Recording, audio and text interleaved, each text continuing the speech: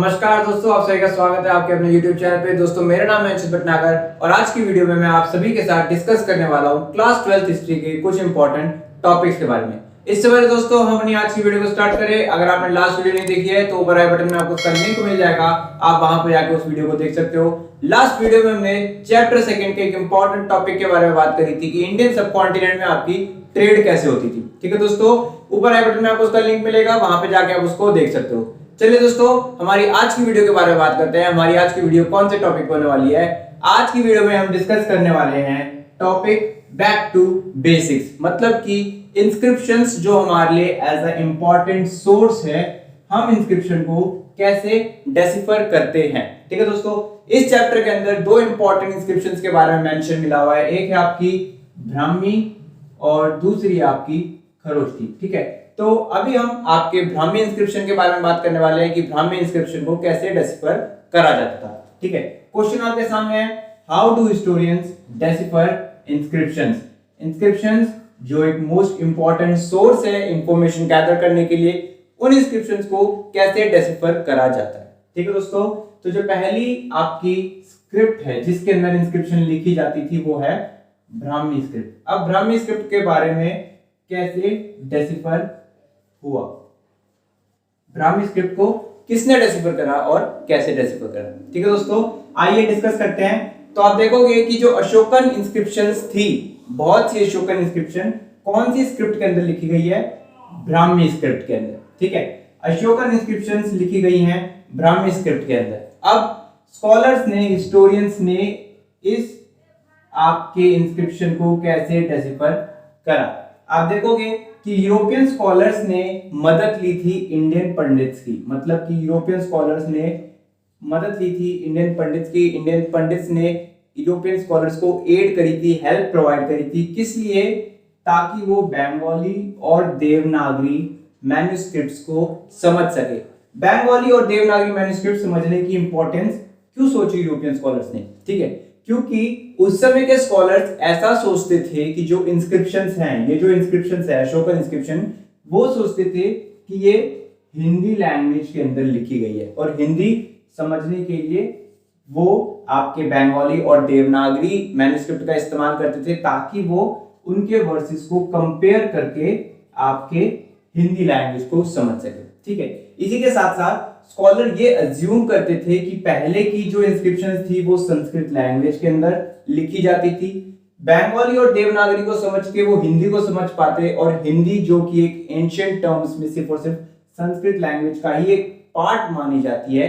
इसीलिए उन्होंने सोचा था कि पहले हम इंडियन पंडित की मदद से देवनागरी और बंगाली को सीखेंगे, जिसकी मदद से हमको हिंदी आ जाएगी, और जब हिंदी आ जाएगी तो हिंदी के वर्सेस को कंपेयर करेंगे संस्कृत के वर्सेस से। उससे हमको क्या हेल्प मिलेगी? हमको अशोकन इंस्क्रिप्शंस के बारे में पता लग जाएगा। ठीक है, लेकिन एक गलती जो उन्होंने एज्यूमेशन के अंदर करी थी वो ये थी कि वो समझते थे, स्कॉलर एज्यूम करते थे कि आपके जो इंस्क्रिप्शन है वो संस्कृत लैंग्वेज के अंदर, संस्कृत स्क्रिप्ट के अंदर लिखी जाती थी, लेकिन ऐसा नहीं था। वो लिखी जाती थी प्राकृत के अंदर। यही उनकी एक मेजर लिमिटेशन थी कि वो संस्कृत के अंदर नहीं, प्राकृत के अंदर लिखी जाती थी, और इसकी वजह से उनको थोड़ी बहुत डिफिकल्टी हुई। लेकिन आप देखोगे कि पेन्सटेकिंगली काम करते करते जेम्स प्रिंसेप ने 1838 के अंदर आपके आप कह लीजिए ब्राह्मी इंस्क्रिप्शन को डेसिफर कर लिया था। और जैसे ही आपके जेम्स प्रिंसेप ने 1838 में ब्राह्मी इंस्क्रिप्शन को डेसिफर करा था, वर्सेस को कंपेयर करते हुए उसके बाद उनको अशोकन इंस्क्रिप्शन की कंप्लीट इंफॉर्मेशन मिल चुकी थी। ठीक है, अब वो कंप्लीट इंफॉर्मेशन एक्सट्रैक्ट कर सकते थे अशोकन इंस्क्रिप्शन से। ठीक है, ये हो गई आपकी पहली स्क्रिप्ट ब्राह्मी, जिसको आपके स्कॉलर आपके जेम्स प्रिंसेप ने डेसिफर करा था। इसी के साथ ही साथ एक और दूसरी स्क्रिप्ट थी जो कि आपकी खरोष्टी। ठीक है, अब हम बात करते हैं कि खरोष्टी स्क्रिप्ट को किसने डेसिफर करा और उसके पीछे का प्रोसेस कैसा था। अब हम बात करते हैं कि आपकी जो दूसरी स्क्रिप्ट थी खरोष्टी, उसको कैसे डेसिफर करा गया था। ठीक है, तो आप देखोगे कि नॉर्थ वेस्टर्न रीजन के अंदर जो भी हमको इंस्क्रिप्शंस मिलती हैं उसके अंदर खरोष्टी स्क्रिप्ट का इस्तेमाल मिलता है। मतलब कि नॉर्थ वेस्टर्न इंस्क्रिप्शन के अंदर आपको खरोष्टी स्क्रिप्ट यूज दिखाई देती है। ठीक है, नॉर्थ वेस्टर्न रीजन के अंदर एक इंपॉर्टेंट एम्पायर जो थे वो थे आपके इंडो ग्रीक्स। ठीक है, इंडो ग्रीक कॉइन के ऊपर इंडो ग्रीक्स ने, आपको पता है कि हमने लास्ट टॉपिक के अंदर बात करी थी, इंडो ग्रीक्स ने अपने गोल्ड कॉइन्स इशू करवाए थे। ठीक है, तो इंडो ग्रीक कॉइन्स के ऊपर आपके देखोगे रूलर के नेम्स मिलते हैं। ठीक है, रूलर के नेम्स मिलते हैं और जो नेम्स हैं वो दो स्क्रिप्ट के अंदर लिखी जाती है, एक ग्रीक स्क्रिप्ट के अंदर और दूसरी आपकी खरोष्टी स्क्रिप्ट से। ठीक है, तो मतलब कि कॉइन्स के ऊपर एक तरफ पे ग्रीक लैंग्वेज से लिखा जाता है, एक तरफ पे खरोष्टी लैंग्वेज से। ठीक है, तो इसी का इस्तेमाल करते हुए, इसी का यूज करते हुए स्कॉलर्स ने क्या करा, आपके खरोष्टी स्क्रिप्ट को डेसिफर करा। ऐसे स्कॉलर्स थे जो पहले से ही ग्रीक लैंग्वेज को जानते थे। ठीक है, ऐसे बहुत से स्कॉलर्स हैं जो पहले से ही ग्रीक लैंग्वेज को जानते थे। उन्होंने क्या करा, उन्होंने ग्रीक लैंग्वेज के वर्ड्स को कंपेयर करा आपके खरोष्टी लैंग्वेज के वर्ड्स के साथ। मतलब कि जो स्कॉलर पहले से ही ग्रीक लैंग्वेज को जानते थे उन्होंने कंपेयर करा ग्रीक और खरोष्टी स्क्रिप्ट्स के वर्ड्स को। कैसे? एग्जांपल के तौर पे लेके चलते हैं अपोलोडोटस को। ठीक है, यहाँ पे आप देखोगे, यहाँ पे हो गए ग्रीक लैंग्वेज और यहाँ पे हो गई आपके खरोष्टी लैंग्वेज। ठीक है, आप देखोगे कि दोनों के अंदर ही एक रूलर है, दोनों के अंदर ही नाम मिलेगा आपको अपोलोडोटस। एक कॉइन के ऊपर नाम है अपोलोडोटस। अपोलोडोटस नाम आपको ग्रीक लैंग्वेज में भी मिलेगा और वहीं पे वो नाम आपको खरोष्टी स्क्रिप्ट के अंदर भी मिलेगा। ठीक है, तो इसको डेसिफर कैसे करा? फॉर एग्जांपल ए आपका ग्रीक लैंग्वेज के अंदर भी लिखा जाएगा और ए आपका खरोष्टी स्क्रिप्ट के अंदर भी लिखा जाएगा, क्योंकि जो अपोलोडोटस रूलर थे उन्होंने अपने लिए जो कॉइन बनवाए थे उनमें एक तरफ ग्रीक लैंग्वेज से लिखवाया था नाम और दूसरी तरफ खरोष्टी लैंग्वेज से। ठीक है, तो जो स्कॉलर्स पहले से ही ग्रीक लैंग्वेज को जानते थे और उनको ये पता लग गया था कि ये जो कॉइन है ये अपोलोडोटस रूलर का है, तो इस ए को कंपेयर करा इस ए के साथ। ठीक है, यहां पे फिर हमको ए का जो खरोष्टी स्क्रिप्ट के अंदर मीनिंग है वो पता लग गया। ठीक है, फिर उसके बाद लिया पी को यहां कंपेयर करा, फिर पी को यहां कंपेयर करा, फिर ओ को यहां कंपेयर करा, फिर ओ को यहां कंपेयर करा और एक एक वर्ड करते करते आपको पूरी स्क्रिप्ट पहचान में आ गई थी। ठीक है, अब अगर हम बात करें कि ऐसे कौन से आपके स्कॉलर थे जिन्होंने खरोष्टी स्क्रिप्ट को डेसिफर करा, तो आपके जेम्स प्रिंसेप, जिन्होंने आपके ब्राह्मी स्क्रिप्ट को डेसिफर करा था, जेम्स प्रिंसेप ने ही खरोष्टी स्क्रिप्ट को भी डेसिफर करा था। मतलब कि दो इंपॉर्टेंट स्क्रिप्ट्स जो थी आपकी ब्राह्मी और खरोष्टी, वो दोनों जेम्स प्रिंसेप ने ही डेसिफर करी थी। एक इंपॉर्टेंट और एक कॉमन चीज जो आप याद रखोगे तो आपको हेल्प मिलेगी, वो ये है कि इंस्क्रिप्शन को डेसिफर करा जाता था वर्सेस को कंपेयर करके। एक ऐसी लैंग्वेज जो पहले से पता थी उसके साथ कंपेयर करा जा रहा था दूसरी लैंग्वेज को। ठीक है, और जब ऐसा फॉर्मूला अपनाया जाता था तब आपकी स्क्रिप्ट डेसिफर होती थी। ठीक है दोस्तों, आइए अब चलते हैं और बात करते हैं हमारे आज की वीडियो के लास्ट टॉपिक के बारे में। दोस्तों, हमारी आज की वीडियो का जो लास्ट टॉपिक है वो है आपका लिमिटेशन ऑफ इंस्क्रिप्शनल एविडेंस। मतलब कि जो हमारे पास एक मोस्ट इंपॉर्टेंट सोर्स होता है आपके इंस्क्रिप्शन, उनकी भी कुछ लिमिटेशंस होती है। ठीक है, तो अभी हम उन्हीं लिमिटेशंस के बारे में बात करने वाले हैं कि इंस्क्रिप्शन एविडेंस की क्या क्या लिमिटेशन हो सकती है। ठीक है, तो क्वेश्चन है what are the limitation of inscription source, inscription evidence. कोई भी क्वेश्चन एनग्रेव होके आपके आ सकता है। ठीक है, अब इसके बारे में हम डिस्कशन करते हैं कि एक आपकी इंस्क्रिप्शन की क्या क्या लिमिटेशन हो सकती है। तो आप देखोगे कि लेटर्स फेंटली एनग्रेव्ड। ठीक है, अब इंस्क्रिप्शन होती क्या है? इंस्क्रिप्शन एक पीस ऑफ स्टोन होता है जिसके ऊपर कुछ लिखा हुआ होता है।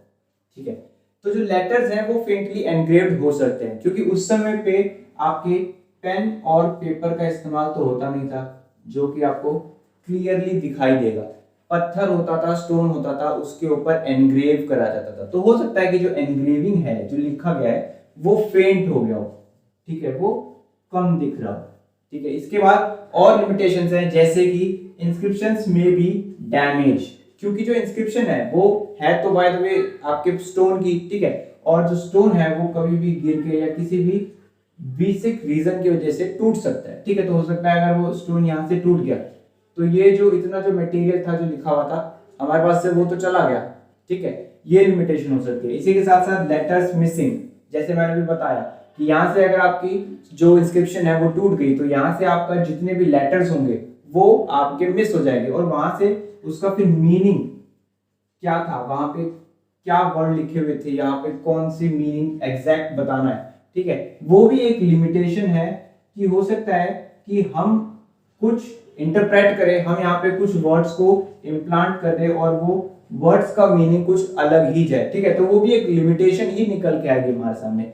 इसी के साथ साथ only a fractional of inscriptions, हमारे पास आज के टाइम पे जो कुछ भी मौजूद है, जितने भी इंस्क्रिप्शनल एविडेंस हमारे पास मौजूद है वो सिर्फ और सिर्फ एक आपका फ्रैक्शन है, एक छोटा सा भाग है, क्योंकि आप देखोगे बहुत से इंस्क्रिप्शन ऐसे हैं जो आज तक मौजूद ही नहीं है, ठीक है, उस टाइम पे बनाए गए और आज के टाइम पे वो टूट चुके हैं या खत्म हो चुके हैं, ऐसे इंस्क्रिप्शन हमारे सामने आए नहीं, ठीक है। इसी के साथ साथ जो इंस्क्रिप्शन हमको मिली है वो डेसिफर नहीं हो पाई है, बहुत सी उसमें से ऐसी हैं जो डेसिफर नहीं हुई है। फॉर एग्जांपल हड़प्पन स्क्रिप्ट, ठीक है, हड़प्पन स्क्रिप्ट जब तक डेसिफर नहीं हुई है तो आपके जो इंफॉर्मेशन आपके इंस्क्रिप्शन से एक्सट्रैक्ट करी जा सकती थी वो हमको नहीं मिली है, ठीक है। इसी के साथ साथ कुछ इंस्क्रिप्शन ऐसी हैं जो डैमेज हो चुकी है तो वहां पे भी वो एक लिमिटेशन निकल के आ जाती है, मतलब कि छोटा सा फ्रैक्शन है, ठीक है, एक बहुत ही छोटा सा फ्रैक्शन है जिससे हमको इंफॉर्मेशन निकालनी पड़ती है, ठीक है। इसी के बाद एक और लिमिटेशन है कि specific to a particular place और टाइम, हो सकता है अशोकन रीजन के अंदर एक पर्टिकुलर इंस्क्रिप्शन एक पर्टिकुलर प्लेस को रिप्रेजेंट कर रही हो, उसी के बारे में इंफॉर्मेशन दे रही हो, लेकिन हम उसको आज के टाइम पे उससे इंफॉर्मेशन निकालने की कोशिश करेंगे तो वो पॉसिबल नहीं हो पाएगा, क्योंकि ये जो प्लेस है वो वहां के लोगों को ही पता है और वही लोग उससे अपने आप को अटैच करके वहां से इंफॉर्मेशन निकाल सकते हैं, ठीक है। तो अगर कोई इंस्क्रिप्शन एक पर्टिकुलर प्लेस और टाइम को रिप्रेजेंट करती है तो भी वो एक आप कह लीजिए हमको पर्टिकुलर इंफॉर्मेशन नहीं दे पाएगी, एक एग्जैक्ट इंफॉर्मेशन नहीं दे पाएगी। इसी के साथ साथ आप देखोगे एक लास्ट लिमिटेशन और हो सकती है कि आप जो इंफॉर्मेशन आप चाहते हो, ठीक है, अगर आप सोशल टर्म्स के बारे में एक ऑर्डिनरी पर्सन के बारे में इंफॉर्मेशन चाहते हो, लेकिन एक पॉसिबिलिटी है कि उस टाइम फ्रेम में उस सेक्टर के लिए या उस आपके ग्रुप के लिए कोई इंस्क्रिप्शन लिखी ही नहीं गई, ठीक है, तो वो भी आपके लिए इंफॉर्मेशन कह लीजिए कि लेस हो जाएगी, क्योंकि आप चाहते हो लेकिन इंस्क्रिप्शन के अंदर उसके बारे में कोई भी चीजें नहीं लिखी गई, ठीक है दोस्तों। तो ये कुछ पर्टिकुलर आपके लिमिटेशंस हैं जो कि आपके इंस्क्रिप्शनल एविडेंस की हो सकती है, ठीक है दोस्तों। आज की वीडियो अच्छी लगी हो तो वीडियो को लाइक और शेयर करें और इसी के साथ साथ कमेंट करिए अगर आपको कोई डाउट है। तो चलिए दोस्तों वीडियो को रैप अप करते हैं, बहुत ही जल्द आएंगे एक नई वीडियो के साथ।